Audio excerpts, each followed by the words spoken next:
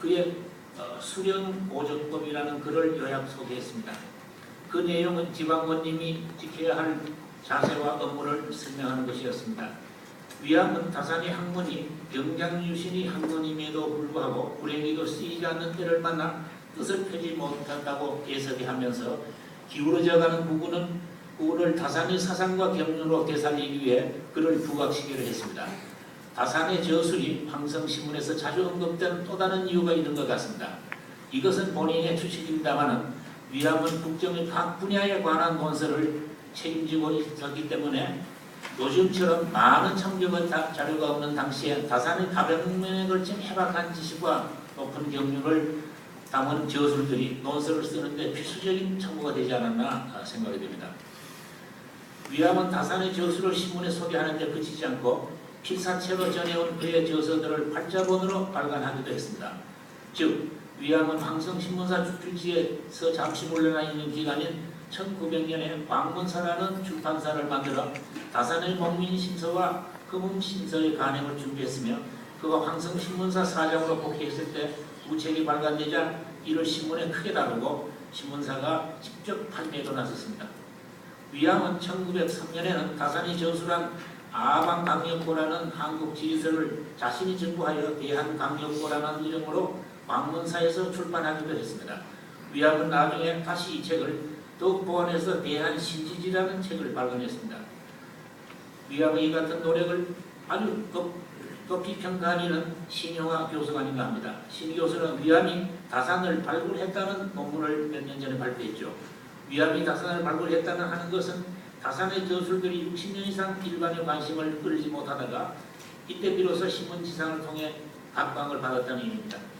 이상에서 살펴본 개학이 이런 다산의 사상이 개혁 사상을 통하여 한국 언론의 사상적 뿌리의 하나가 되었다는 역사적 사실을 말해주는 것입니다. 본인은 언론인으로서 우리 언론이 개화 사상과 신학 사상의 뿌리를 받고 있는 점을 아주 자랑스럽게 생각하고 있습니다. 한국 언론의 이 같은 훌륭한 전통은 오늘날에도 언론의 상업주의에 반대하는 원칙과 철학을 지탱하고 있는 정신적 기초가 되고 있습니다. 되어야 할 것으로 생각하고 있습니다. 일제강점기에는 언론이 다산 사상 보고운동이 더욱 활발했습니다. 위암 선생은 이 시기에도 앞장을 섰습니다. 위암은 1917년 실학연구의 선구자답게 총독부 기관지이자 당시로서는 유일한 공문신문이었던 매일신보에 조선유교연연이라는 125회의 연재물을 실었습니다. 위암은 이때 다산이 집대성한 실학을 유교의 경제학파로 분류했습니다.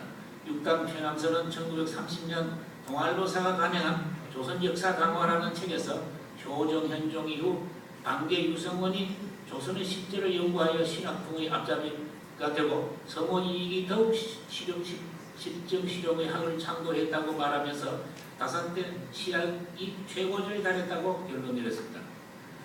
일제강점기 민족지들이 다산 알리기 운동은 1935년 7월 다산 서거 100주년을 맞아 절정에 달했습니다.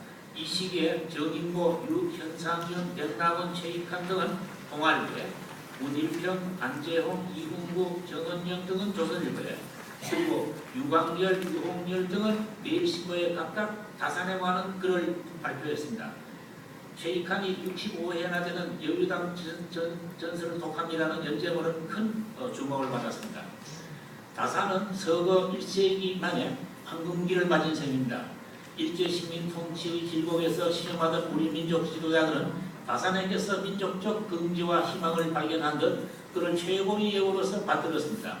정인보는 다산 정양용 선생은 근세 조선의 유일한 정복가입니다. 아니 상하 500년에 다시 그를 그 쌍이 적다하여도 과언이 아니라고 높이 찬양했으며 안재홍은 다산을 조선의 대성격자요 대성구자라고 칭송했습니다.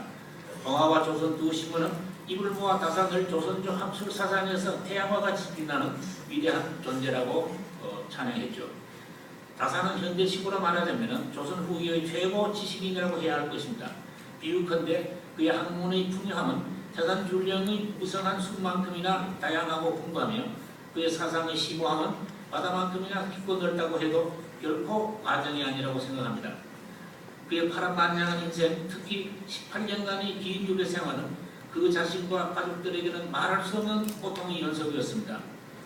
그러나 그가 유배지에 쓴 방량양의 저술들은 우리 민족이 전 세계에 자랑할 만한 귀중한 지적재산이 되었다고 하겠습니다. 다산은 정치, 경제, 사회, 법률, 교육, 군사, 철학, 문학, 언어학, 과학, 의학, 지리, 천문학, 심지어는 토목공학과 기계공학에 이르기까지 신료 다방면에 걸쳐 500여 권의 책을 집필했습니다.